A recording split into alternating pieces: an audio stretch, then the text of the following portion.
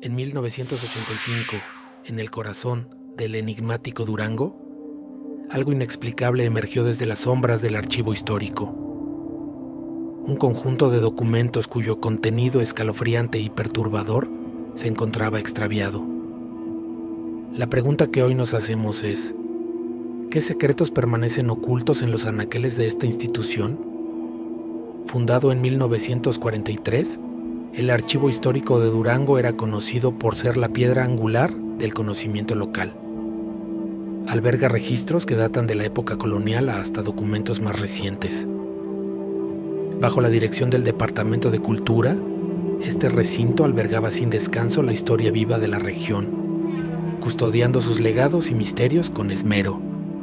Pero lo que aparentaba ser un lugar de cultura y saber, pronto se convertiría en el epicentro de un estruendoso escándalo, uno que sacudiría la historia de la región. Todo comenzó con una simple queja de un joven archivista. Un reporte menor, insignificante en un principio, implicaba desapariciones de documentos recientes. Este empleado declaró que algunos expedientes que recientemente habían sido catalogados eran inexplicablemente difíciles de encontrar. Yo era el joven archivista, nuevo en el puesto.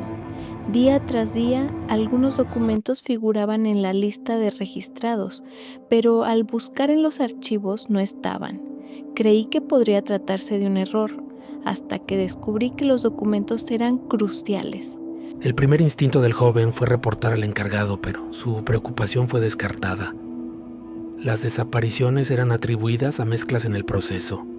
Sin embargo, la intuición del archivista lo llevó a indagar aún más. Convencido de que algo extraño ocurría, el joven archivista recurrió al director del archivo, solicitando una revisión exhaustiva.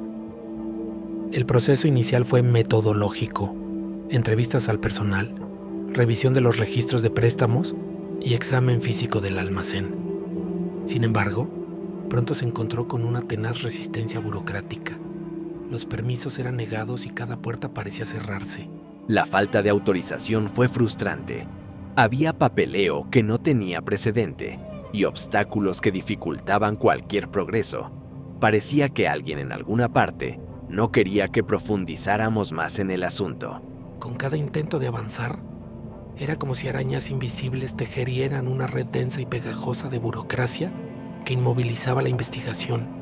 La primera gran anomalía fue un conjunto de cartas del año 1966, documentos transgresores según decían los rumores.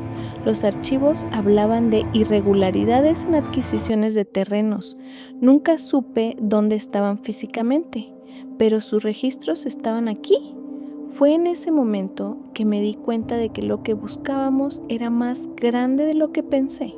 No solo era preocupante la desaparición de estos documentos, sino el contenido que mencionaban, desafiando el relato oficial. Aquellos papeles que jamás se encontraron hablaban, según los registros, de operaciones secretas durante el auge de la industria minera, conexiones en las sombras de acuerdos empresariales. Al investigar las quejas archivísticas, nuevos patrones emergieron. No era la primera vez, según otros trabajadores, que sucedía algo semejante. Siempre eran documentos relacionados con transacciones dudosas, nombres influyentes. Eran piezas de un rompecabezas que conformaban una imagen que algunos preferirían mantener oculta. A lo largo de los años, he escuchado rumores. Gente importante decía que ciertas historias debían quedarse enterradas, temas sobre los que nadie hablaba abiertamente. Este asunto de los documentos desaparecidos resonaba con aquellas historias. Parecía que bajo una apariencia de normalidad había un mecanismo preciso que ocultaba lo que muchos no debían conocer. Las autoridades locales no tardaron en involucrarse. Una comisión especial fue conformada para investigar las irregularidades. Se ordenaron auditorías, el acceso al archivo fue restringido y se desplegó una fuerza de vigilancia adicional. El caos administrativo se intensificó cuando se empezaron a cerrar ciertas secciones del archivo. Decir que no había nada irregular era inverosímil. La presión para concluir pronto era evidente.